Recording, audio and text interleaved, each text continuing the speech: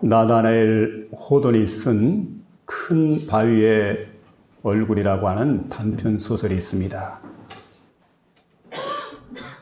주인공 어네스트라고 하는 사람은 고향 마을 앞산에 아주 커다란 그리고 인자한 얼굴하고 있는 바위의 모습을 보고 자랐는데, 그 큰 바위의 얼굴을 닮은 사람이 언젠가는 이 고향 마을에 나타나서 많은 사람들에게 소망을 주고 위로를 줄 것이다. 그래서 많은 사람들이 언젠가 이 큰 바위의 얼굴을 닮은 사람이 나타나기를 고대하면서 그렇게 살아가게 되는데, 어니스트는 어렸을 적부터 그 이야기를 듣게 됩니다. 그리고 마음속에 두 가지를 다짐하게 됩니다. 난 이 다음에 커서 반드시 큰 바위의 얼굴을 닮은 사람 만나고야 말 것이다. 또 하나는 나도 그동안 큰 바위의 얼굴 같은 인자한 사람이 되어서 많은 사람들에게 꿈과 소망과 용기와 위로를 주는 그런 사람이 되어야 되겠다. 마음속에 다짐을 하게 됩니다. 자, 그러면서 이 어니스트는 진실되게 그리고 성실하게 열심히 세상을 살아가게 됩니다. 이제 세월이 흐르게 됩니다. 그리고 그 마을에 소위 말하는 큰 바위의 얼굴을 닮았다는 사람이 한 사람 한 사람 나타나기 시작을 하는데, 먼저는 위대한 장군이 나타납니다. 또 어떤 사람은 돈을 많이 벌게 된 거부였는데 이런 사람이 나타납니다.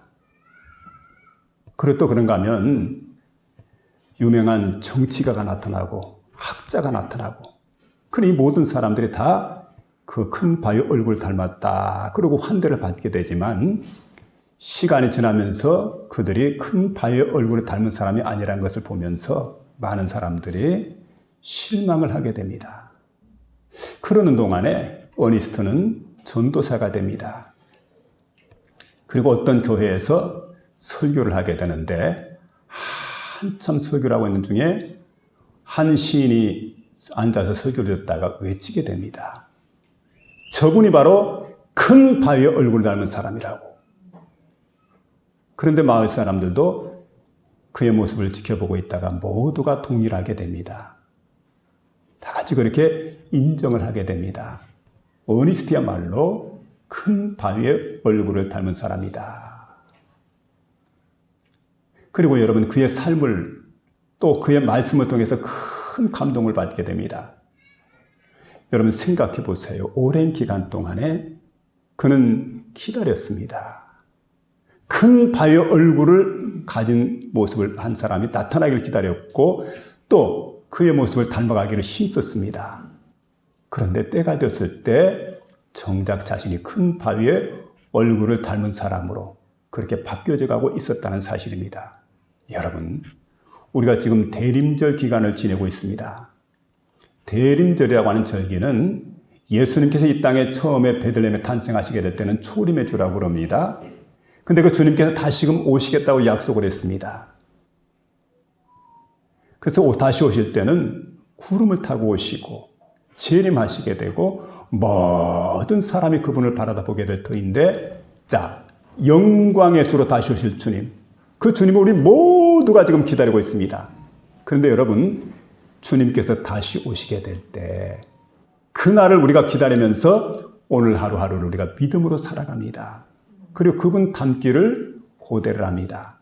여러분, 그래서 우리도 모르는 사이에 어니스트가 큰 바위의 얼굴을 닮은 사람으로 변화되고 있었던 것처럼, 그리고 안디옥 교회가 그리스도를 닮아서 그리스도인이라고 불려졌던 것처럼 저와 여러분이 그리스도를 닮아서 정말 여러분 제2, 제3의 그리스도를 닮은 사람으로 변화가 되는 그런 복된 역사가 이번 기간을 통해서 나타날 수 있기를 주의 이름으로 부탁을 드립니다. 아멘. 우리가 누군가를 진짜로 사랑하게 되면요, 사랑하는 사람과의 만남을 설렘으로 기다리게 됩니다. 여러분, 그래서 사랑하는 사람을 위해서 우리가 하는 일이 있습니다. 마음을 단장하고, 그리고 몸을 갖다 깨끗이 하고 예쁘게 단장을 하게 됩니다. 행동 거지를 조심하게 됩니다. 그래서 옛날 사람들이 이런 얘기를 하죠. 아무리 못생긴 사람도 사랑을 하면 예뻐진다. 사랑하면 예뻐지게 되어져 있어요. 여러분, 그래서 우리에게 필요한 건 기다림입니다. 기다림이라고 하는 것은 꿈과 희망과 설렘을 우리에게 가져다 줍니다. 생텍쥐베리의 어린 왕자에 보면 어린 왕자와 여우가 대화하는 장면이 나옵니다. 여우가 어린 왕자에게 이런 말을 하게 됩니다. 우리가 4시에 만나기로 했잖아? 그럼 나는 3시부터 마음이 설렌단다. 내 마음이 3시부터 설렌단다. 참으로 여러분, 아름다운 만남이라는 게 설렘을 갖다 줍니다. 그래서 여러분, 아름다운 만남은 기다리는 동안이 그렇게 즐거워요. 그렇게 설레이고 그렇게 기쁘다는 사실입니다.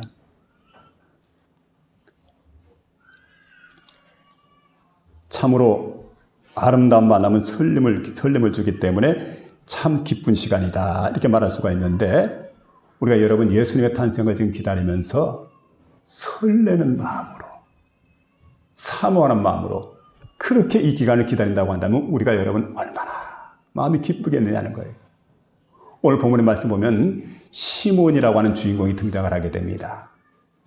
시몬은 어떤 날 성령으로부터 지시를 받게 됩니다. 그러니까 주의 그리스도를 보기 전까지는 결코 너는 죽지 않는다. 주의 그리스도를 보기 전까지 죽지 아니라는 성령의 지시를 받았다. 오늘 본문 이렇게 말씀해 주고 있는데, 그래서 여러분, 그는 주의 그리스도를 보는데 일생을 걸었습니다.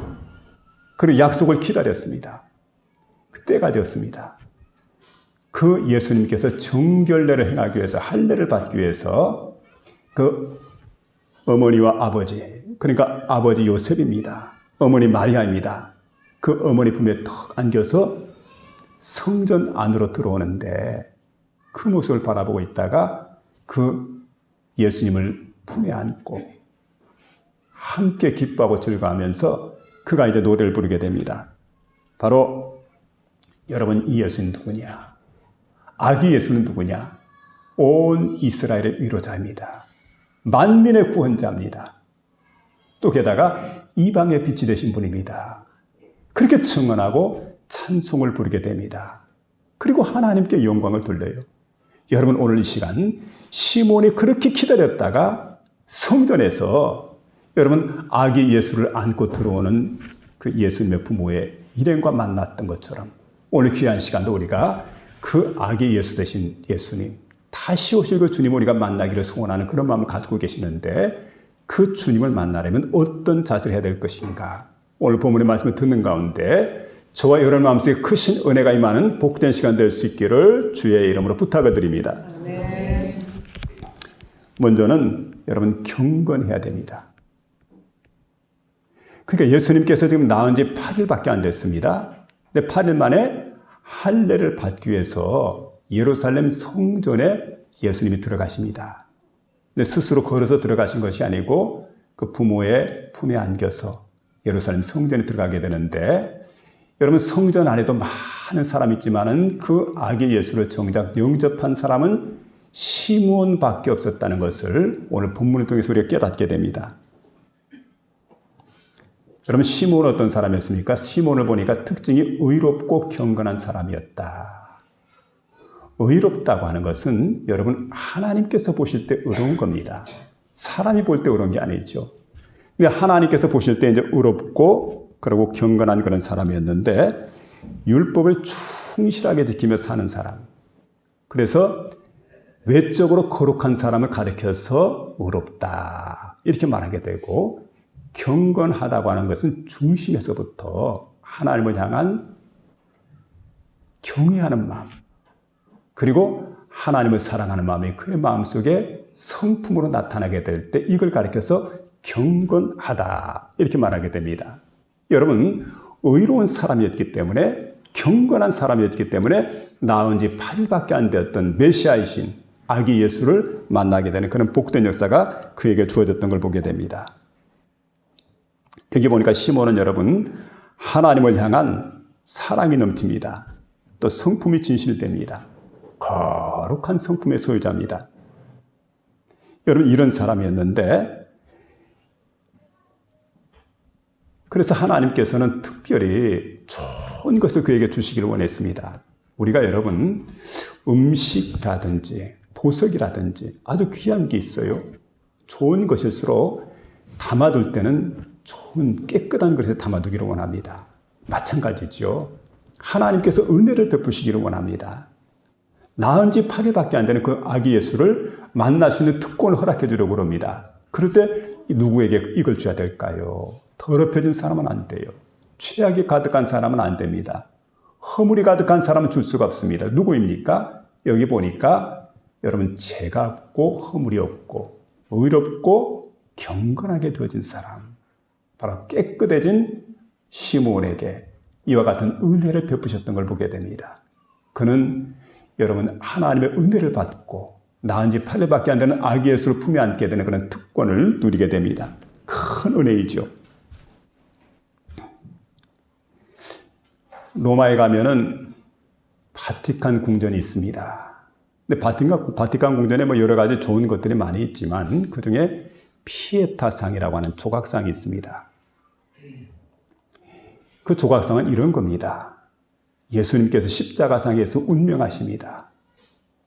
그리고 예수님의 시신이 내려지게 될 때 내려진 그 시신을 마리아가 받게 됩니다. 마리아는 어머니입니다. 그 예수님을 갖다 안고서 바로 자신의 무릎에 딱 안고서 피탄에 잠겨있는 그런 모습. 보는 사람들로 하여금 아주 피해감을 느끼게 하고 그리고 성스러움을 느끼게 하는, 여러분, 이게 바로 이제 피에타상의 모습입니다. 근데 이 피에타상을 만들게 될 때 율리우스 2세라고 하는 교황이 당시에 그 유명한 조각가였던 미켈란젤로에게 부탁을 합니다. 피에타상을 좀 만들어달라. 그런데 그 미켈란젤로가 무려 3년 동안에 걸쳐서 조각을 했습니다. 그리고 드디어 피에타상을 만들어서 제막식을 하게 될 때 그때 보니까 교황이 참석을 합니다. 많은 추기경들이 대동을 합니다. 그리고 귀족들도 많이 참여를 했습니다. 수많은 사람들이 지켜보는 가운데 제막식을 하게 되는데, 자, 피에타상의 모습이 드러나게 될 때 모든 사람들을 압도를 하게 됩니다.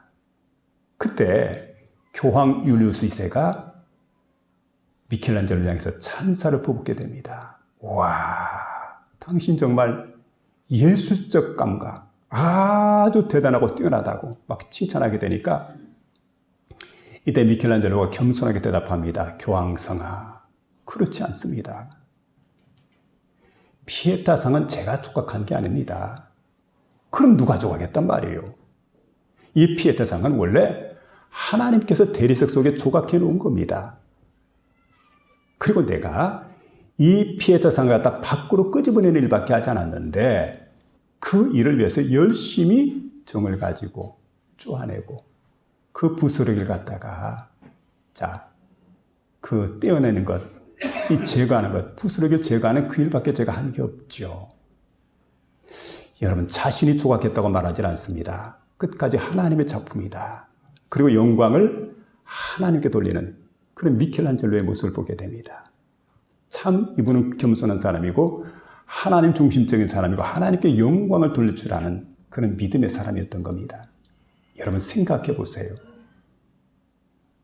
우리가 한평생 하나님 앞에 살기를 원하고 경건되게 살기를 원하는데 여러분, 경건이 뭐라고 생각을 합니까? 어떻게 하면 하나님께 인정을 받을 수 있을까요? 우리 안에 여러분, 하나님의 형상이 새겨져 있습니다. 근데 죄로 얼룩져 있고 쾌락으로 더럽혀져 있는 우리 마음. 그러니까 여러분, 죄악과 쾌락의 부스를 갖다가 다 떼어나고 제거해버리고 그리고 우리 안에 있는 내면의 깊은 곳에 새겨져 있는 하나님의 형상을 드러내는 것. 이게 바로 뭐냐면 하나님 앞에 경건된 모습이고 하나님을 경외하는 모습 아니겠습니까? 그래서 우리가 여러분, 대림절 기간 동안에 이런 일들을 해야 될 줄 압니다. 그럴 때 하나님께서 기뻐하시는 그런 복된 역사가 일어나게 됩니다. 근데 여러분 이제 경건하지 못한 마음에는 탄생하신 예수를 갖다 소유할 수가 없어요. 경건하지 못한 사람, 대표적으로 우리가 삼손을 생각할 수가 있습니다. 삼손은 태어나면서부터 아주 고귀한 사명을 가지고 태어납니다. 특별한 능력을 그는 받게 됩니다. 엄청나게 힘이 강한 사람입니다. 그러니까 여러분 사사가 뭐 다른 사람과 합세해서가 아니고 혼자서 블레셋 사람들은 막 1000명씩, 수십 명, 수백 명씩 막 다 해치워버리는 그런 여러분 굉장한 괴력의 소유자인데, 근데 여러분 어떤 날 하나님과의 약속을 깨뜨리게 됩니다. 하나님께서 그를 다시 인으로 만들었습니다. 하지 말아야 될 일이 있는데 그는 하나님과의 약속을 깨뜨리고 벌꿀을 먹고 싶어가지고 그 블레셋 마을, 블레셋 쪽으로 내려가는 길에 사자가 쓰러져 있습니다. 근데 사자를 보니까 그 시체 안에 벌이 꿀을 쳤습니다. 와, 이거 맛있겠구나. 근데 여러분 가까이 가지 말아야 될 짐승의 사체에다가 손을 대는 겁니다. 그럼 거기에서 꿀을 갖다가 집어내가지고 꿀을 갖다 맛보기 시작을 합니다. 그러니까 하나님과 약속을 갖다 깨뜨렸어요. 경건치 못한 그런 행동입니다. 이렇게 경건치 못한 행동을 할 뿐만 아니라 이런 블레셋 여인이었던 기생에게 마음을 빼앗기게 됩니다.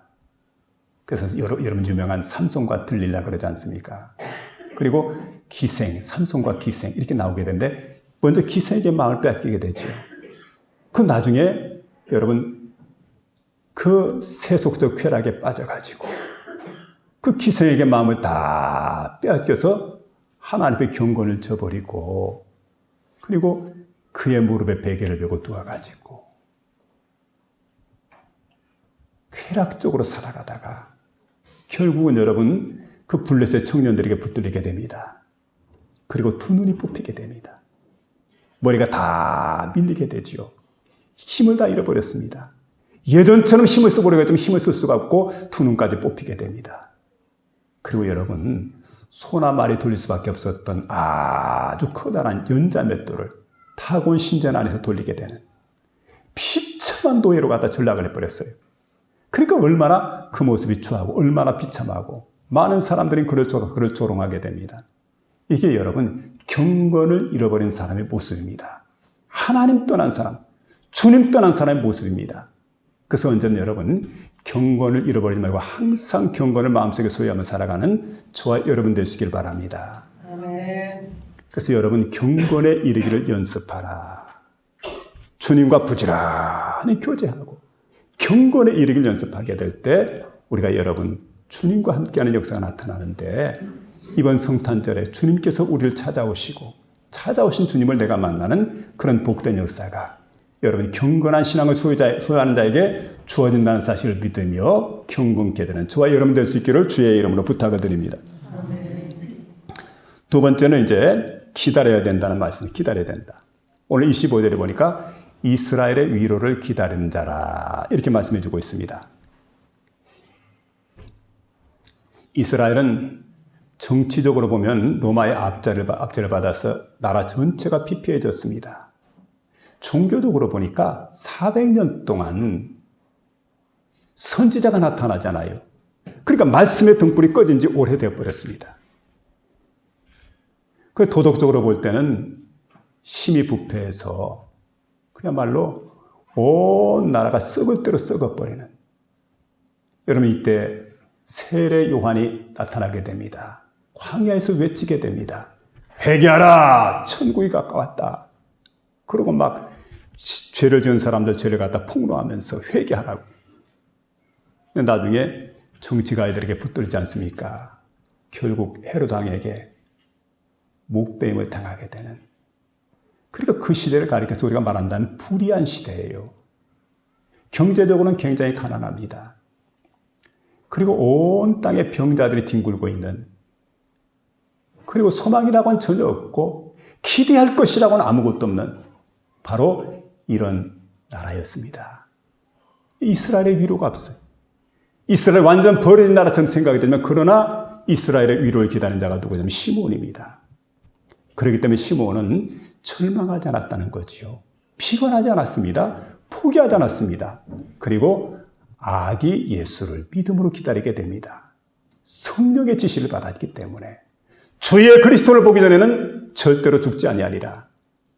이 말씀에 일생을 걸었기 때문에 그는 그 아기 예수를 만나기를 간절히 소망하면서 이스라엘의 참된 위로란 아기 예수를 만나는 데 있다. 그러고 끝내 아기 예수를 만나게 되는, 그리고 거기에서 커다란 위로를 얻게 되는 걸 보게 됩니다. 소망을 얻게 됩니다. 그래서 26절에 말하지 않습니까? 저가 주의 그리스도를 보기 전에는 죽지 아니하려 하는 성령의 지시를 받았더니, 성령의 지시를 받았다, 이렇게 말씀해 주고 있는데, 여러분, 우리 인생의 진정한 위로가 어디에 있을까요? 바로 인간의 몸을 입고 이 땅에 오신 아기 예수를 영접하게 될 때 거기서 진정한 위로가 우리에게 주어지는 것을 우리는 경험하게 됩니다. 예수님은 인류의 소망이 되신 분입니다. 예수님은 창조주가 되신 분입니다. 그 예수님은 어떤 분일까요?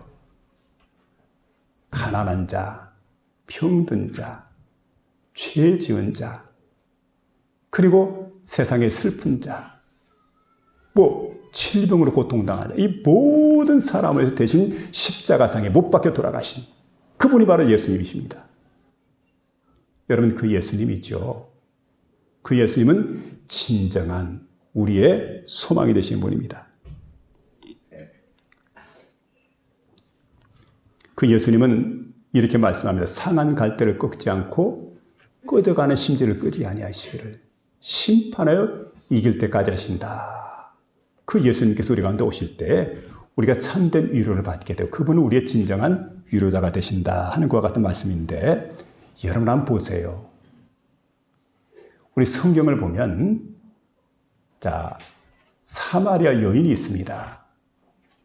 남편들에게 5번이나 이혼을 당했습니다. 세상에서 버림을 당했습니다. 그리고 지금 수가성 우물가에서 다른 여인들은 아침부터 나와가지고 우물을 기르면서 자기들끼리 다 이런저런 이야기를 하고 함께 즐겁게 지내지만 인간 축에 낄 수가 없어요. 이웃들과 함께 할 수가 없습니다. 날마다 수근거리고 비난하고 정죄하고, 그래서 혼자 부끄러워가지고 정오 대낮에 뜨거운 시간에 물길을 나왔을 때 예수님께서 직접 거기까지 찾아가십니다. 찾아가서 그를 만나주시고 그를 위로해 주시는 그분이 바로 예수님이십니다. 여러분, 여리고 세리장이었던 사람들은 그를 싫어합니다. 그리고 사람들은 그를 갖다 멀리하게 됩니다.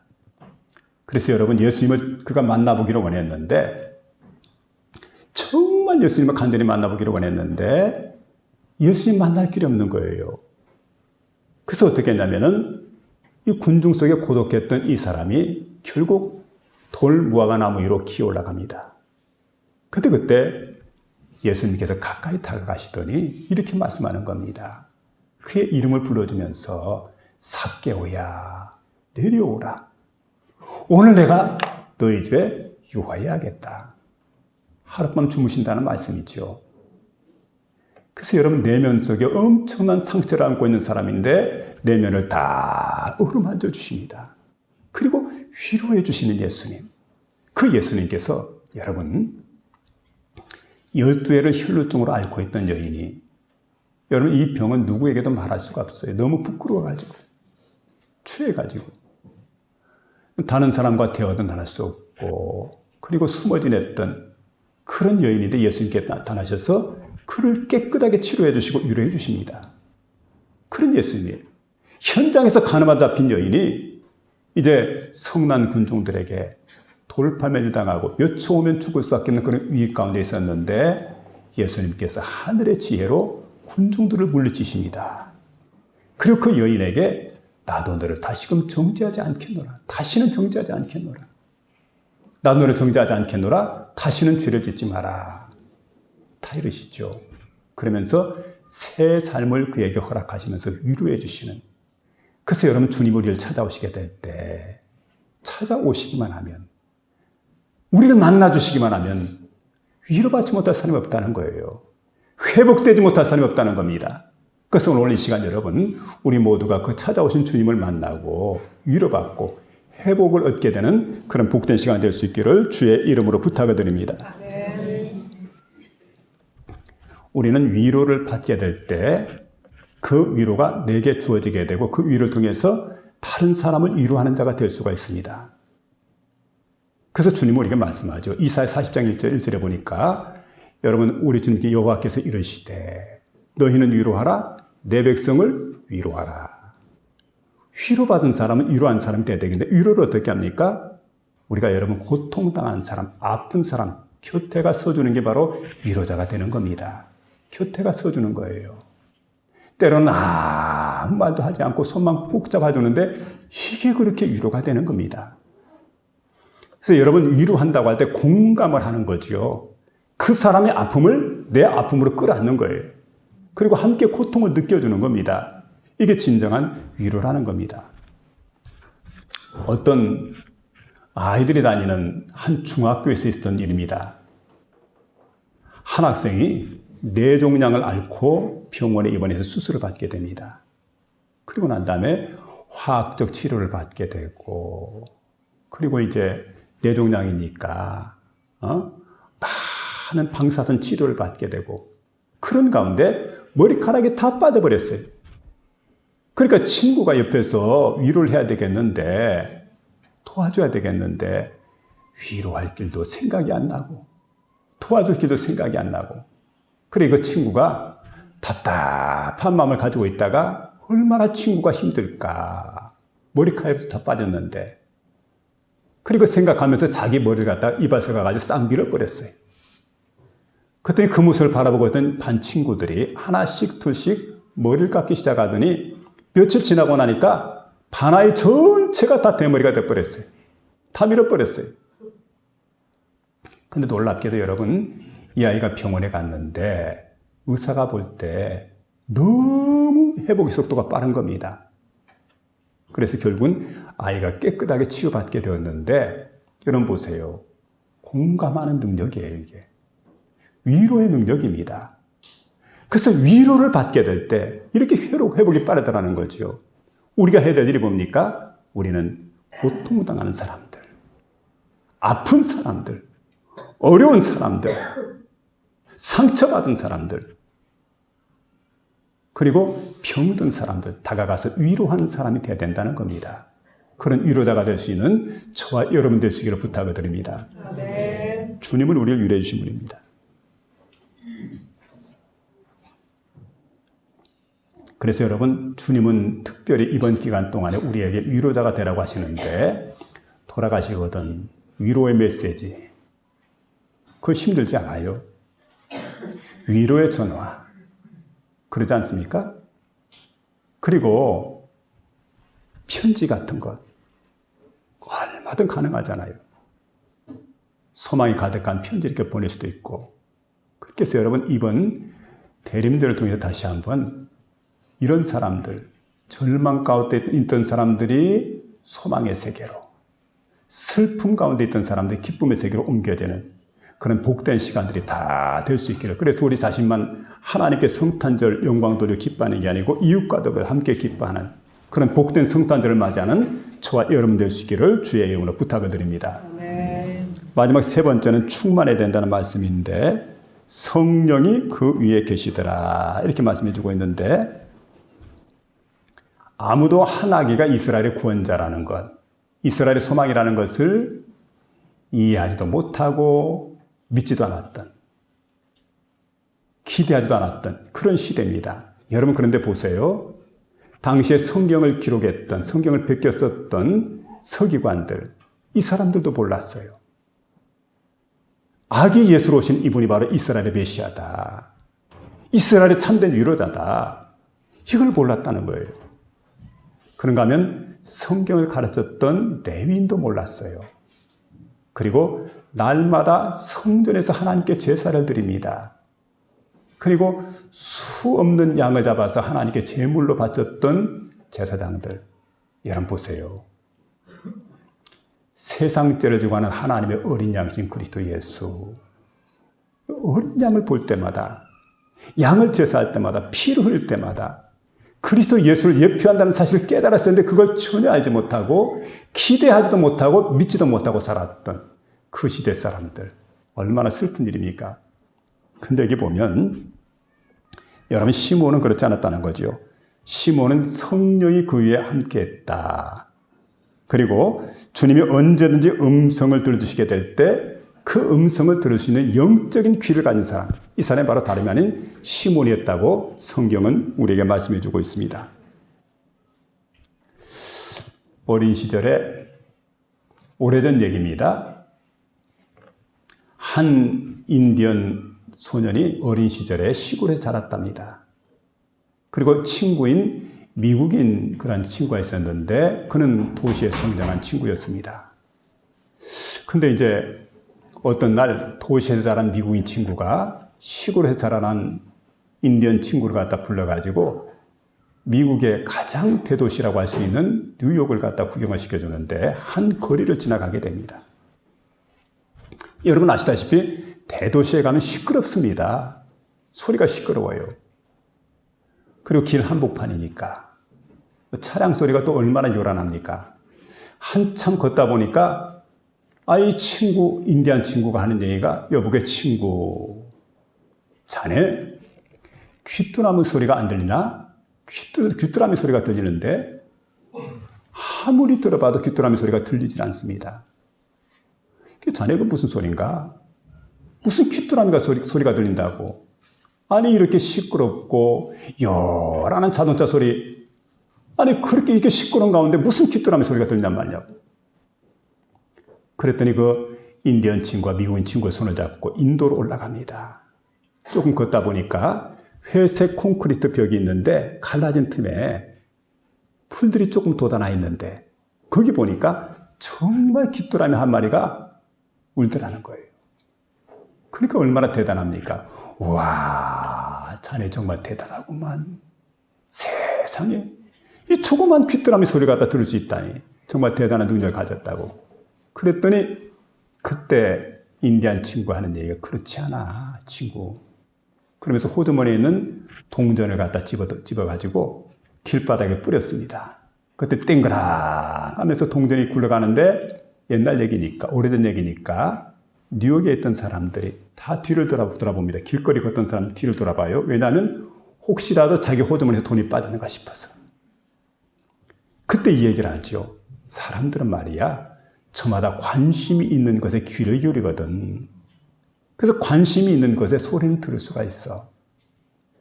여러분 수많은 사람들이 있어도 여러분 그 사이에서 내 아이가 운다. 그럼 내 아이의 울음소리를 엄마는 기가 막히게 알아채요. 세상이 아무리 혼란하고 각박하고 어렵고 힘들고 시끄럽고 요란하고 그래도 여러분 시몬은 어떤 사람입니까? 하나님의 사람이에요. 그 위에 성령이 계시는 사람이에요. 그러니까 성령의 감동을 받게 되고 성령의 음성을 정확히 들을 수가 있더라는 거예요. 여러분 이런 영적으로 깊어져가는 저와 여러분 될 수 있길 바랍니다. 이번 대림절 기간 동안에 우리가 깊어져서 성령의 감동을 받을 수 있어야 돼요. 성령의 음성을 들을 수 있어야 돼요. 그러면서 시몬처럼 이 대림절을 우리가 보내는 거지요. 그래서 여러분